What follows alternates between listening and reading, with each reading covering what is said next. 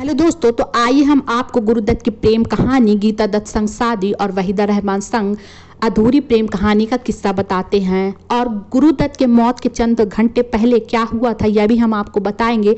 मगर अभी तक आपने हमारे चैनल को सब्सक्राइब नहीं किया है, प्लीज़ चैनल सब्सक्राइब करें। वीडियो अच्छी लगे तो लाइक और कॉमेंट जरूर कर दिया करें।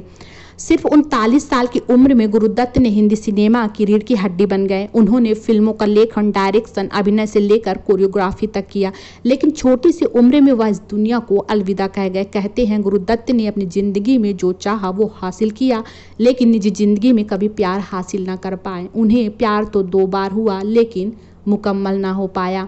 इसी के चलते उनकी जिंदगी तन्हा हो गई और उन्होंने मौत को गले लगा लिया। गुरुदत्त का पहला प्यार गीता दत्त थी। एक जमाने में वह बड़ी गायिका हुआ करती थी और हर फिल्म में उन्हें लेने के लिए गुरुदत्त डायरेक्टरों से लड़ा भिड़ा करते थे। गीता संग गुरुदत्त की पहली मुलाकात फिल्म बाजी के दौरान हुई। इस फिल्म में उन्होंने गाना गाया और साथ साथ गुरुदत्त संग प्यार में पड़ गए। 3 साल बाद दोनों ने एक दूसरे को डेट करने के बाद शादी कर ली। 1953 में गुरुदत्त और गीता दत्त ने शादी की और उनके 3 बच्चे हुए। शादी के कुछ समय बाद तक तो दोनों के बीच सब कुछ बढ़िया चला और दोनों अपने कैरियर में भी बढ़िया काम कर रहे थे। लेकिन शादी के 4 साल बाद झगड़े शुरू हो गए और ये शादी टूटने के कगार पर आ गई।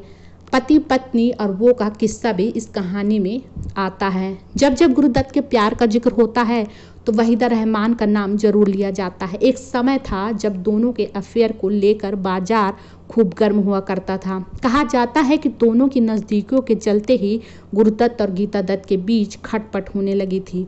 गुरुदत्त ने वहीदा रहमान को अपनी फिल्म सीआईडी में लॉन्च किया था। दोनों ने साथ में कई फिल्मों में काम किया और दोनों एक दूसरे के काफ़ी करीब भी आ गए थे, लेकिन कभी ना एक हो सके। वहाँ एक तरफ गीता दत्त बच्चों को साथ में लेकर घर छोड़कर चली गई और गुरुदत्त की जिद और बेहद पजेसिव होने के चलते वहीदा भी उनसे दूर हो गई। कहा जाता है कि गुरुदत्त अपनी निजी जिंदगी में काफ़ी तन्हा हो गए थे। वह शराब के लत में डूबने लगे थे। गुरुदत्त की मौत बेहद ही रहस्यमय स्थिति में हुई। 10 अक्टूबर 1964 उनकी जिंदगी की आखिरी दिन था। 9 अक्टूबर की सुबह वह उठे, अपने बच्चों के साथ शॉपिंग पर गए और फिर लौटकर बहारें फिर भी आएंगी पर काम करने लगे। लेखक अबरार अलवी संग वह इस प्रोजेक्ट पर काम कर रहे थे। उस दिन अपने यार अबरार को अचानक कहने लगे, यार अबरार, अगर तुम बुरा न मानो तो एक बात कहूँ, मैं अब रिटायरमेंट लेना चाहता हूँ। ऐसा लगा जैसे उन्हें अपनी मौत का पहले से ही आभास हो गया था। अबरार संग गुरुदत्त ने शाम गुजारी और दोनों ने फिल्मों को लेकर काफ़ी डिस्कशन भी किया। फिर अबरार घर लौट आए और गुरुदत्त अगली सुबह अपने आधे पढ़े नॉवल के साथ मृत पाए गए। ना तो अबरार ने सोचा था कि वह अगली सुबह अपने दोस्त से कभी मिल पाएंगे और ना ही इस इंडस्ट्री ने।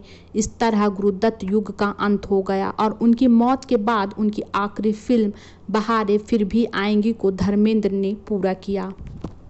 अबरार ने बताया था कि उन दिनों उनकी पत्नी के साथ उनकी काफ़ी अनबन चल रही थी। गुरुदत्त अपनी निजी जिंदगी को लेकर काफ़ी परेशान थे।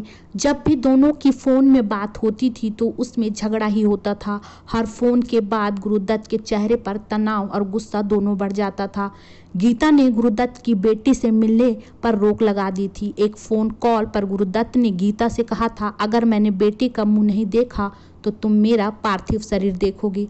अपनी किताब में अबरार ने बताया कि गुरुदत्त कितना भी नशा कर ले पर नियंत्रण कभी नहीं खोते थे। उन्होंने एक और पैक पीने की ख्वाहिश जताई और खाना नहीं खाया। रात 1 बजे ये सब बात हो गई। मैंने उनसे बात करनी चाहिए लेकिन उन्होंने कहा कि वो सोना चाहते हैं। मैंने उनसे पूछा, पर मेरा लेखन सीन नहीं देखेंगे? अक्सर लेखन खत्म होने के बाद गुरुदत्त मुझसे उसका विवरण लेते थे, लेकिन उस दिन उन्होंने मना कर दिया और अपने कमरे में चले गए। अबरार बताते हैं कि रतन से उन्हें गुरुदत्त का दुखद समाचार मिला था। रात के 3 बजे गुरुदत्त ने रतन से पूछा, अबरार कहाँ हैं? रतन ने बताया, मुझे लेखन सौंप के चले गए। बुलाऊं क्या? गुरुदत्त ने कहा, रहने दो, मुझे विस्की दे दो। रतन ने कहा, विस्की नहीं है, लेकिन गुरुदत्त माने नहीं। बोतल उठाई और कमरे में लेकर चले गए। अभिनेत्री नरगिस दत्त ने बताया था कि सुबह 8:30 बजे जब उनके डॉक्टर गुरुदत्त के घर पहुंचे तो उन्होंने सोता समझकर लौट गए। इस दौरान गीता दत्त उन्हें लगातार फ़ोन करती रही। गीता को कुछ असामान्य होने का आभास तो हो रहा था।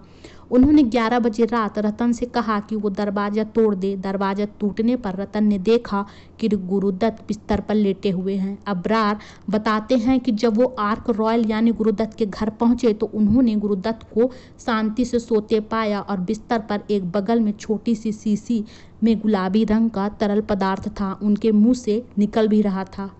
मृत्यु नहीं, आत्महत्या। उन्होंने अपने को मार डाला। गुरुदत्त का यूं चले जाना हर किसी को एक सदमे जैसा था।